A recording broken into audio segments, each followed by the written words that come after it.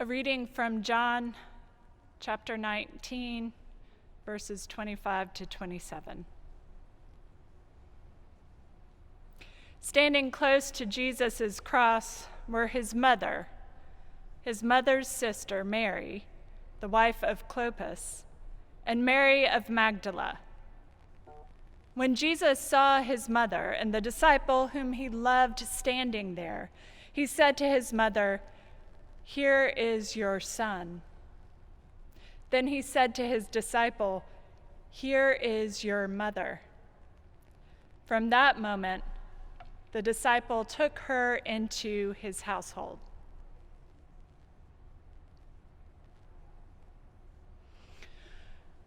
Oh, Mary,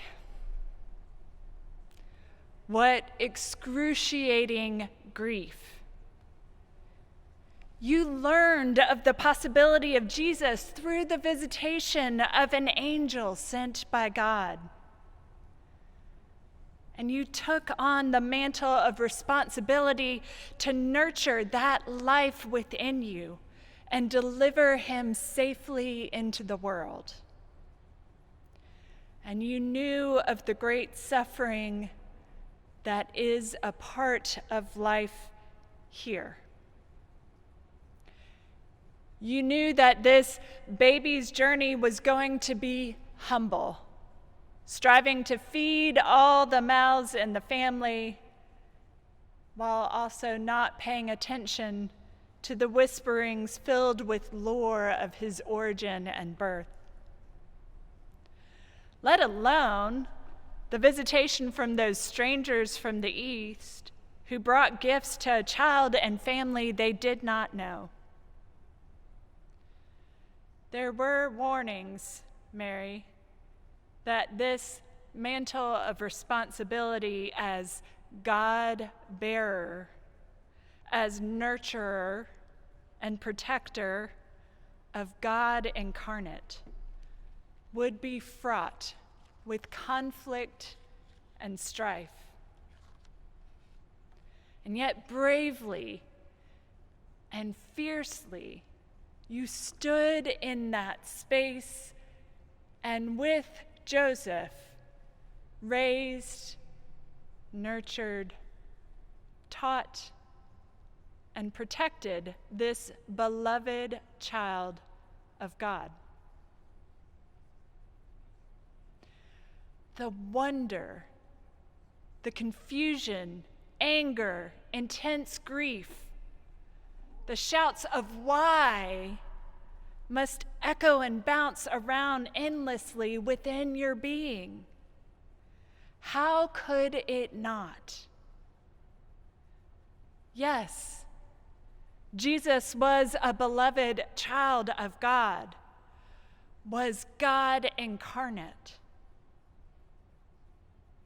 and he was your child.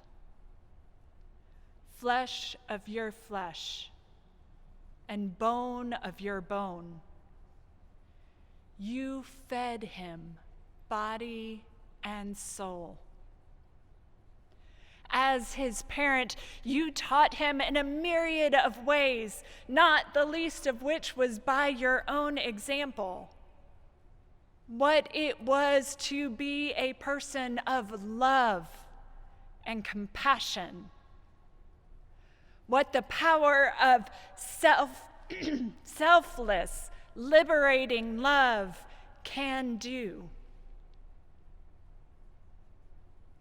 And Mary, here you stand, full of love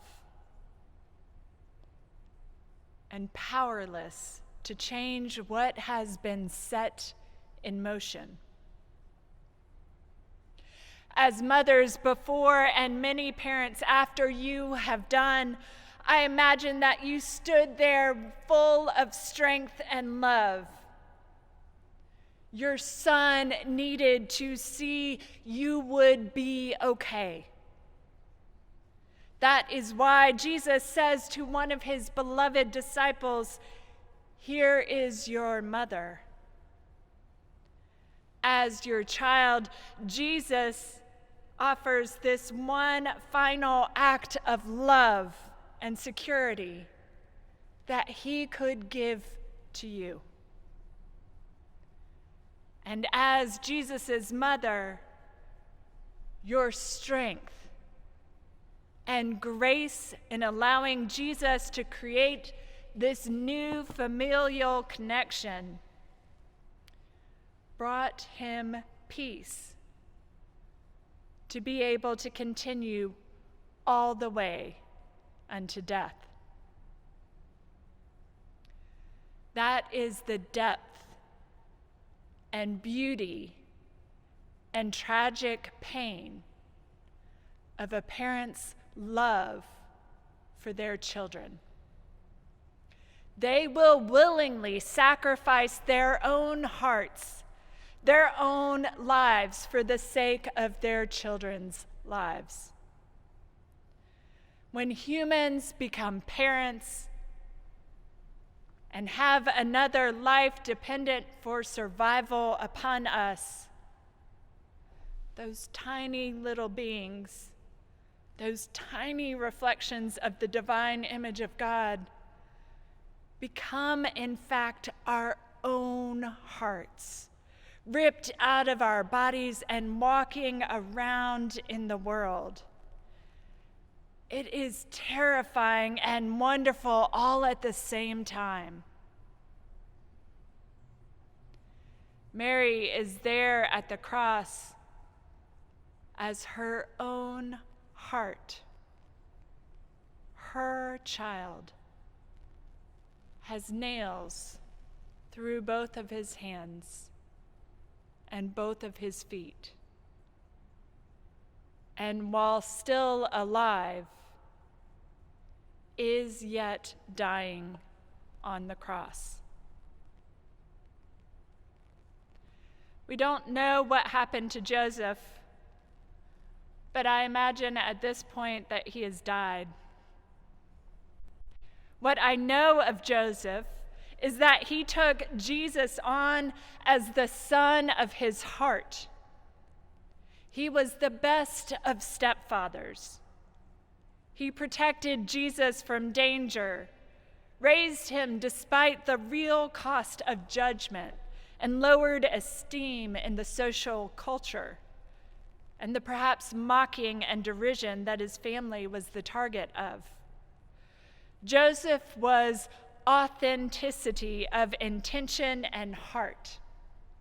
He stepped into the role of human father.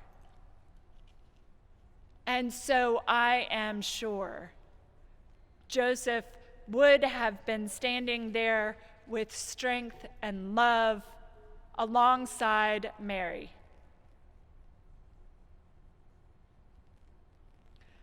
I have journeyed with parents whose only choice was to show up with strength, grief, and love to journey with their beloved child and be with them all the way through death.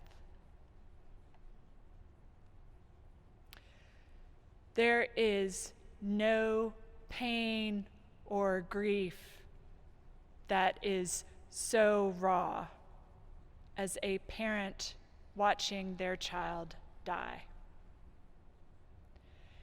It is standing there exuding love, even while the legs beneath you, the breath within you, the joy of your very being is exorcised from your being as your beloved child is taken out of this world. The death of a child at any age, from the tiny embryo embedded in the uterus to a well-aged adult. The death of a child is a horror that no parent should ever have to endure. And yet there are many of us who are marked by that pain and grief. We know in some very intimate ways Mary's strength and sorrow, the powerful depth of her love for her son, and the intense powers of grief that threaten to overcome her spirit. Complicated as it is, children become entrenched into their parents' identities. These are unique individual selves. And yet, as parents, as trusted adults, we pour so much of ourselves, of our time, energy, resources into the nurturing and development of that child, and they become an extension of ourselves, of our life and labor that we offer to the world. When children die before their parents, there are so many soul-defining considerations that rise to the surface. The most immediate one is, without this child living in the world, am I still a parent? Am I still recognized as the mother, father, parent of Aisha or of Anthony? And many times in practice, we, the community surrounding and loving these parents, shy away from that. We do not want to bring up the son or daughter's name for fear of reopening the wound of the loss of that child. The intent of kindness and consideration has the impact of parents feeling as if their child is forgotten, that their presence had no impact in this world, that their presence was meaningless, and that they had no impact on lives. We, without realizing it, erase these parents' identity as parent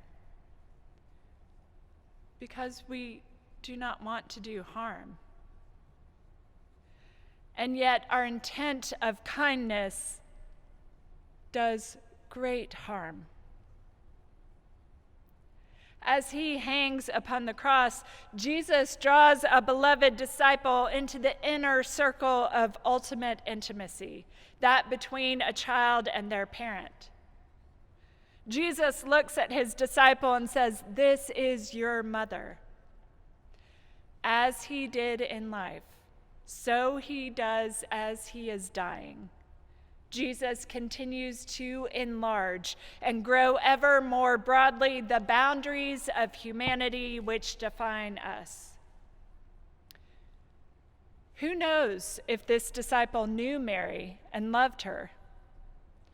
Jesus draws the compassion, the nurturing, the responsibility of family far beyond biological definitions towards a compassionate community definition of family.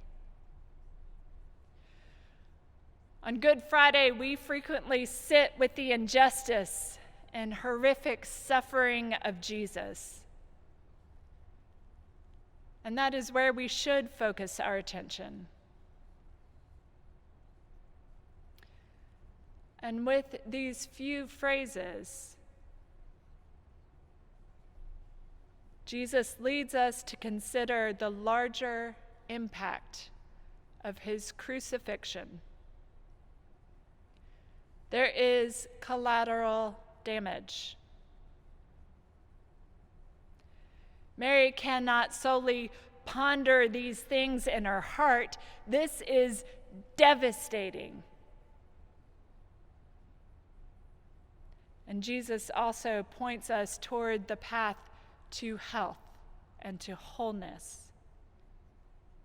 We cannot be shielded from experiencing the suffering of this world. What serves to help us heal and move toward a point of wholeness is to seek to expand the boundaries of our community and build new connections to support, protect, and nurture one another, to be vigilant to the ways that God is calling us to embrace new iterations of family. In these few words uttered by Jesus on the cross, the veil is drawn back to reveal that the impact of the crucifixion goes way beyond Jesus, way beyond Jesus' disciples, way beyond the women who anointed him and prepared him for the tomb. The impact of Jesus' crucifixion touches each and every one of us in ways that tap into a primal part of us. And that language is far beyond verbal, beyond understanding, but is viscerally experienced. I gently touched the curly locks of hair on his head and told him, "You are loved," and listened to the hopeful words of his mother as she traced the constellation of freckles along his belly, as together we prepared for the end. I was journeying with a child and his parents, a beloved child of God. He was the heart of his parents, the heart of his friends, the heart of his community, the hearts of people who had never met him, but knew of him and his story. The impact of injustice, the impact of strife for the sake of empire, the impact of compounded grief extends far beyond the identified community. No one can truly grasp the impact of a single life. And yet, time and again, God points us to the belovedness of humanity, to the connectedness of humanity. I have counted the hairs on your head. I knew you as you were being knit together in your mother's womb. This is your mother. This is your son. As you seek healing from the horrific depths of grief, remember you are beloved to me. You are beloved to someone connected to me. You bear the wounds of unending sorrow from injustice, oppression, self-preservation, exploitation of power and privilege. Jesus does not shield us from this pain, but moves straight into it. And yet God incarnate recognizes that we should not walk this journey of grief, suffering, and transformation alone. Beloved, here is your mother. Mary, here is your son.